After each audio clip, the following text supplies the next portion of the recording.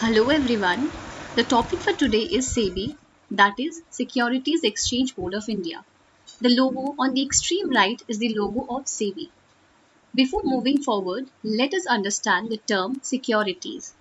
Securities are basically financial instruments which has monetary value.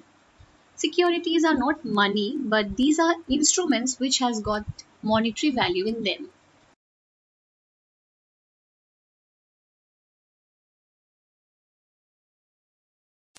What is SEBI? The first point says it was set up in the year 1988. मतलब ये 1988 में बना था. I know it's very tough to remember numbers ना ऐसे years में या फिर dates में, so इसके लिए छोटा सा ट्रिक है जो मैंने 1988 के बाद ब्रैकेट में सेबी लिखा है. जो फर्स्ट ब्रैकेट ओपन हो रहा है उसको आप 1 की तरह पढ़ो.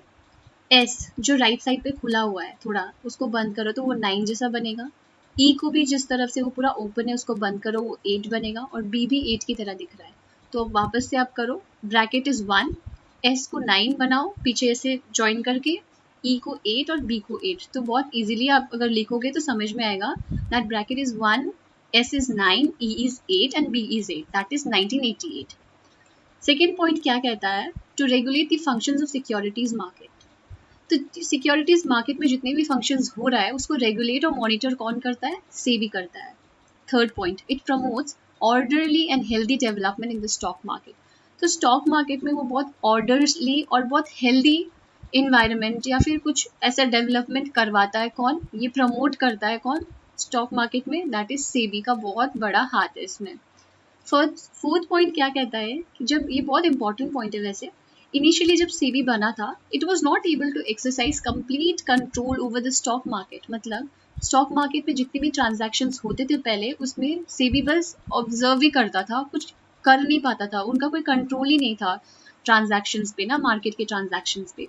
It was ineffective in controlling and regulating them. तो वो मतलब इनएफेक्टिव था, वो कंट्रोल भी नहीं कर पा रहा, रेगुलेट भी नहीं कर पा रहा, बस ऑब्जर्व कर रहा था. ठीक है, ऐसे बहुत सिचुएशंस खराब हो रहे थे वैसे तब.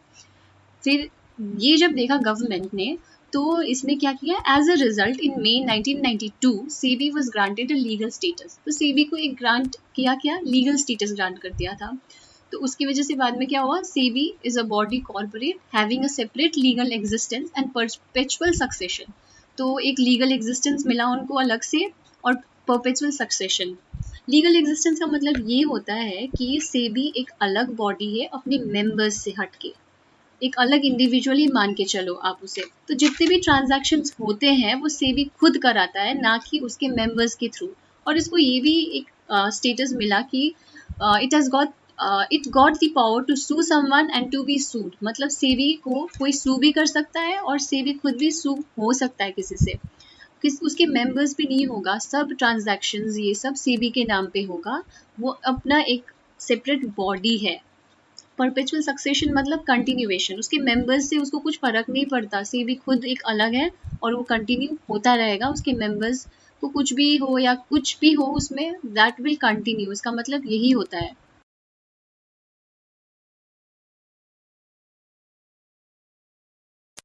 Reasons for establishment of SEBI. SEBI क्यों एस्टैब्लिश हुआ उसके रीजंस है यहाँ पे. With the growth in dealings of stock markets, lot of malpractices also started in stock markets. जैसे जैसे डीलिंग्स बढ़ते गए स्टॉक मार्केट्स में बहुत सारे मैल प्रैक्टिसेस भी स्टार्ट हुए. ये बहुत जाहिर सी बात है, कहीं पे कुछ ग्रोथ हो रहा है तो ये सब होता ही है वहाँ पे. जैसे कि फर्स्ट यहाँ पे मैंने लिखा है प्राइस रिगिंग. तो जानो कि प्राइस रिगिंग होता क्या है. प्राइस रिगिंग एक इलीगल प्रैक्टिस है. ये कब होता है? When parties conspire to fix और inflate prices to achieve higher profits. कि पार्टीज बैठ के क्या करते हैं, खुद एक फिक्स अमाउंट बनाते हैं या फिर क्या कर देते हैं, ये इन्फ्लेट कर देते हैं प्राइसेस को, मतलब बढ़ा के. दैट इज जितना है उससे ज़्यादा बताना. ठीक है, क्यों? क्योंकि उनको हायर प्रॉफिट्स चाहिए होते हैं. तो ये रीज़न भी है एक सेबी के बनने का. दूसरा है आपका अनऑफिशियल प्रीमियम और न्यू इश्यूज. पहले समझो कि प्रीमियम होता क्या है. प्रीमियम जितना अमाउंट का शेयर है उससे थोड़ा ज़्यादा में जब बिकता है उसको प्रीमियम कहते हैं. एक एग्जांपल ले लो, अगर 10 रुपीज़ का शेयर है, अगर वो शेयर ₹12 में बिक रहा है तो ये 10 और 12 के बीच में जो डिफरेंस आ रहा है 2 रुपीज़ का, that is your premium. So new issues बोल रहे हैं यहाँ पे. तो समझो आईपीओ जो होते हैं, इनिशियल पब्लिक ऑफरिंग. ठीक है, उस पे अब हम बात करते हैं ग्रे मार्केट्स के, आईपीओ ग्रे मार्केट्स। अब समझो कि ग्रे मार्केट्स क्या होता है। ग्रे मार्केट वो मार्केट है जहाँ पे shares are traded before listing in stock markets. Stock market में लिस्ट होने से पहले ही यहाँ पे ट्रेडिंग स्टार्ट हो जाती है। और बेसिकली ये क्या होता है, थोड़ा बढ़ा के ही ये बेचते हैं यहाँ पे, ठीक है, प्रीमियम में ही। और सबसे कॉमन जो हम लोग सुन रहे थे वो था कि एक एग्जाम्पल जो हुआ था रिसेंट, वो दैट वाज स्टेट बैंक वाला। स्टेट बैंक ऑफ इंडिया का जो आईपीओ था वो 40% प्रीमियम में बिक रहा था। तो ये एक केस हो गया। तो ये सब चीज़ को कंट्रोल करने के लिए सेबी को स्टैब्लिश किया गया था। तीसरा पॉइंट देखो, delay in delivery of shares. एक सर्टेन नंबर ऑफ डेज होता है, तो उसको जब डिले हो रहा है शेयर्स का मतलब कोई सिस्टमैटिक कोई ऑर्डर है ही नहीं यहाँ पे। तो ये भी एक रीज़न था सेबी को स्टैब्लिश करने का। चौथा नंबर का आपका है violation of rules and regulations. SEBI के मतलब ये स्टॉक मार्केट्स या फिर जितनी भी सिक्योरिटीज, इनके खुद सेट ऑफ कंडक्ट्स होते हैं, उसको मतलब सब पहले वॉयलेट कर रहे थे क्योंकि कोई देखने वाला था नहीं, इतना ज़्यादा वॉयलेशन हो रहा था। इसको भी रूल्स एंड रेगुलेशन को मेंटेन करने के लिए एक जो ऑर्डरली एक चाहिए होता है, ये सब चीज़ों को मतलब ओवरऑल सब कुछ मैनेज करने के लिए सेबी का एस्टैब्लिशमेंट हुआ गया था।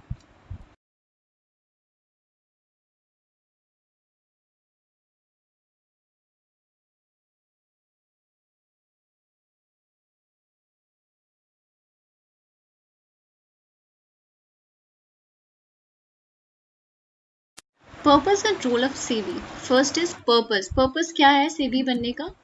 Keeping a check on mal practices. Mal practices बहुत इम्प्रॉपर प्रैक्टिसेस होते हैं या फिर इलीगल प्रैक्टिसेस होते हैं, तो ये सब में कोई तो चाहिए था चेक करने के लिए, इसलिए सेबी बना। दूसरा क्या है? Protect the interest of investors. INTEREST, interest of investors. तो जो लोग इन्वेस्ट कर रहे हैं इन्वेस्टर्स, उनके इंटरेस्ट को प्रोटेक्ट करना।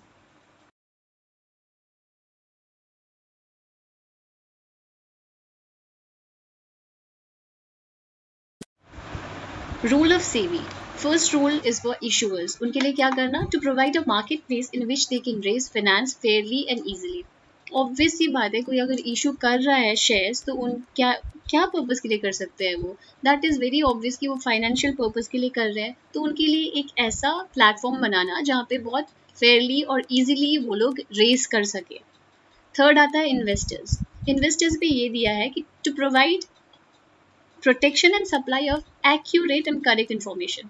मतलब जाहिर सी बात है, अगर हम भी इन्वेस्ट कर रहे हैं तो हमें बहुत एक्यूरेट और करेक्ट इन्फॉर्मेशन की ज़रूरत है, तो सेबी का काम है इनको प्रोवाइड करना।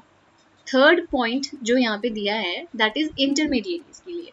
These are basically brokers. ये ब्रोकर्स होते हैं तो मिडल मैन की तरह काम करते हैं, ठीक है। तो इनके लिए क्या है कि बहुत कम्पिटिटिव मार्केट देना, इनको कम्पिटिटिव पर प्रोफेशनल मार्केट देना। ओके क्योंकि एक ब्रोकर्स तो नहीं होते, बहुत सारे होते हैं, तो कंपटीशन तो रहता ही है। और जहाँ पे कंपटीशन नहीं होता वहाँ पे आदमी थोड़ा लेजी हो ही जाता है। तो अगर जब कंपटीशन आ रहा है तो क्या होगा? ब्रोकर्स के लिए एक बहुत कॉम्पिटिटिव प्रोफेशनल मार्केट बनेगा।